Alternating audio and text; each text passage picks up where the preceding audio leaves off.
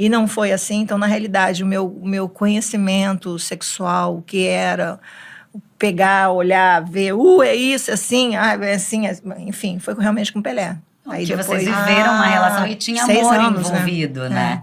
E é diferente. Com amor, né? Assim, e ele, eu acho que nem ele acreditava. Ele até falava assim, depois disso, ele falou, não acredito que você não sabe isso, não acredito que você nunca tenha visto isso, não acredito que você nunca tenha feito isso. Eu falei, ué, mas que horas que eu ia ter feito também, né? Ninguém tinha queria. Ninguém, Não tinha ninguém. Ele foi seu primeiro amor, então, né, o Pelé? Na realidade, eu posso considerar, não foi a primeira transa por esse acontecimento ali. Por essa vírgula desse menino que apareceu, de repente, do nada.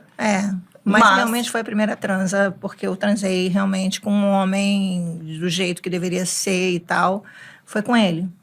E você dizia que existia o Pelé e o Dico? Dico, é isso. Era que o apelido você conhecia dele. O Dico, que muitas pessoas não conheciam esse Dico, que conheciam o Pelé, né? Inclusive, ele mesmo falava sempre na terceira pessoa. Eu, na minha opinião, ele não era nem dupla personalidade, ele tinha 3, porque ele tinha, tipo, o Dico, o Edson e o Pelé. Então, às vezes ele era o Edson, às vezes ele era o Dico, que era esse cara com quem eu me relacionava, a gente jogava buraco, era brincalhão e tal. E o Pelé, que era a personalidade, e que ele mesmo dizia que ele tinha que ter outras mulheres e tal. E ele falava assim, por isso que ele inventou aquela história de amizade colorida que eu ficava repetindo, porque eu com 17 anos eu repeti o que ele falava, né?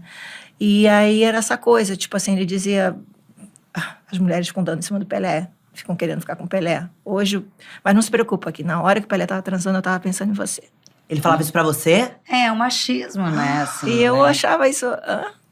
Ficava na dúvida se era uma declaração de amor, se era se eu tinha que agradecer ou se eu tinha que aceitar uma traição sem querer, entendeu? Sem achar que isso era legal ou era normal, que eu também queria, porque não era uma relação aberta, nem sabia o que era isso. Sim. Eu não podia fazer tudo, ele podia fazer tudo, porque ele não era ele, era o Pelé que fazia.